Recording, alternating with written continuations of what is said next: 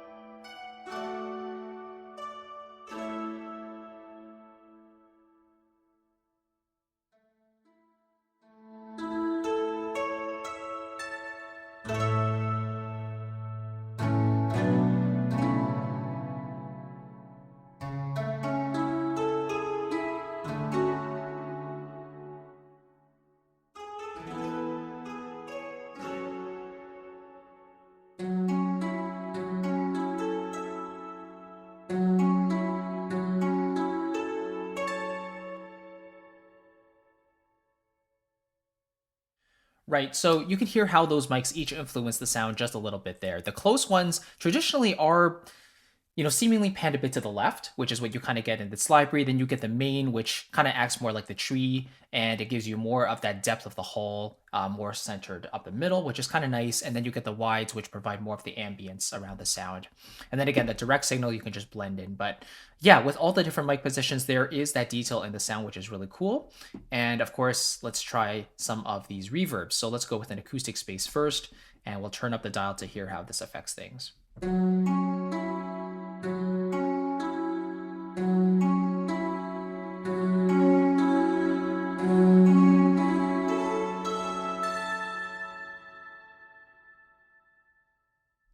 Let's try another one here, maybe Bada Boom.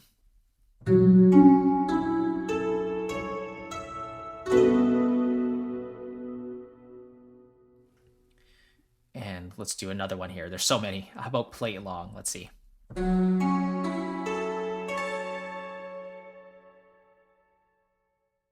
Yeah, so really nice, but generally you might find that the default stage itself gives you enough of that reverb signal, so you don't even need the reverb a lot of the times if you don't really need it, right? So yeah, that's the general idea. It's a really simple interface, as you can see, but let's go through these other instruments here. So now we have the brass sustain. Let's see what this sounds like.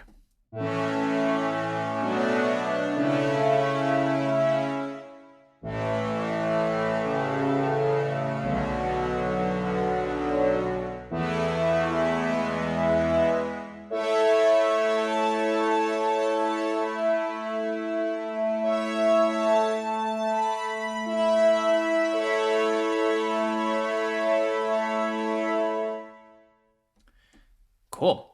So this one you can hear is quite can be quite good for layering with real brass samples, right? So this one sounds a little bit synthy, but that's because it's from an actual synth, you know? So yeah, if you want that extra fullness in a brass patch and you want that blend, then you can absolutely layer this patch in there as well. It's a very, very full sound.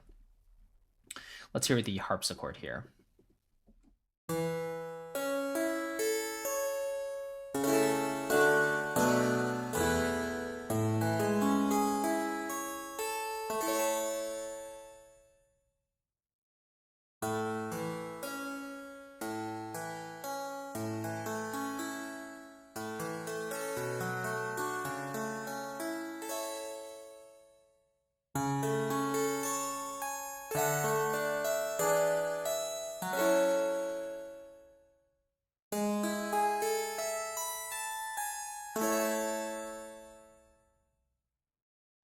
Right, so a very clean, very open sound there, and they chose to use the Gramophone 1 reverb for this instrument here.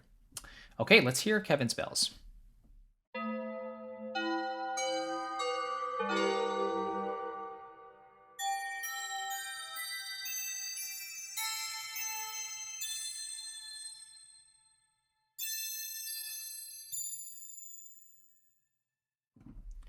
Right, especially in the higher register, it really rings out and it gives you kind of a magical sound, which is really nice. Okay, now we get into the first of these dedicated sort of synth patches that give you that general noise. So this is basically mapped across the entire keyboard, so you can get really low peak noises all the way to really high ones. So let's have a listen to a few of these.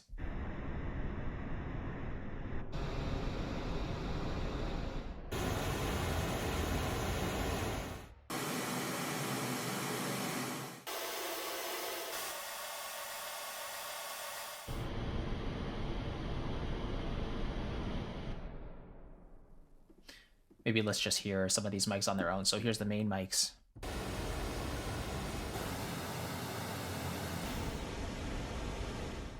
And the wides.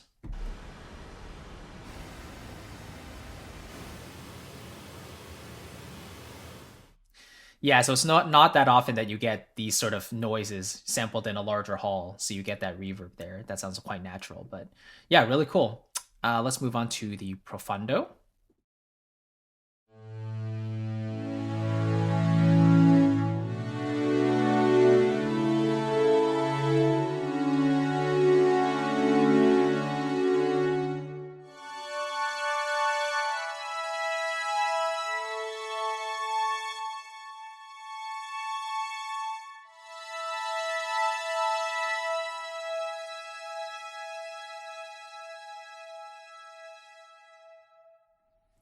And yeah, the mod wheel will give you some control over the dynamic there as well.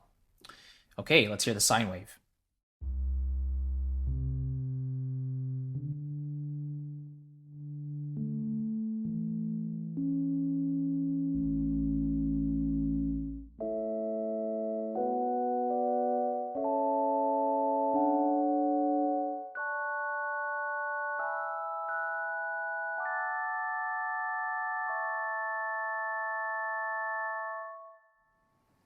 Yeah, really, really cool. I love how the sine wave almost sounds like a bit like a Celeste here. It gives you that ringing sound, that almost a bit of attack, that kind of makes it sound really tinkly and light. So it's really pretty. All right, here is the square wave.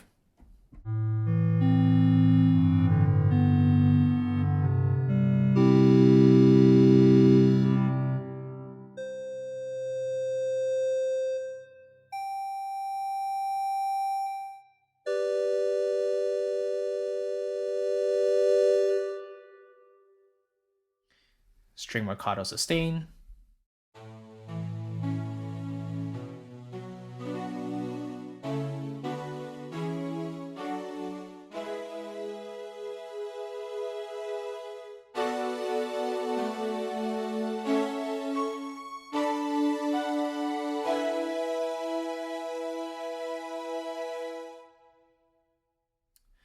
Okay, then we have some string pits, which is again synth created.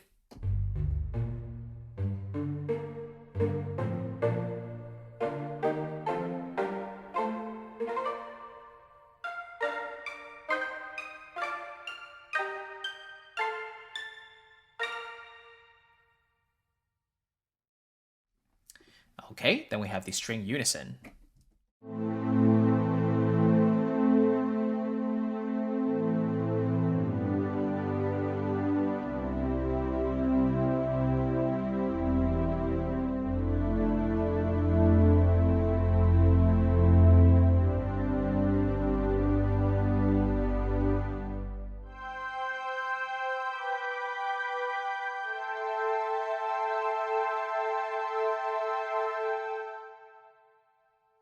Right, so this kind of similar to the brass sustains patch. It's not really aiming for a realistic sound, but it's more meant as a layering tool. If you have string patches with a really a realistic sustain, but you're trying to fill out that sound a little bit more, give it some more depth, then this sort of patch can give you that width and depth that you're looking for. So yeah, synth patches that are mimicking live recordings but giving you that sense of depth and space. That's the whole point of this library, ReAmp, right? Taking those original sound sources and then re-recording them in this scoring stage with these sets of mics to give them a more natural sound, but a bigger sound as well, instead of just using an outlier or a third party reverb or delay or something like that. Okay, and then finally we have white noise.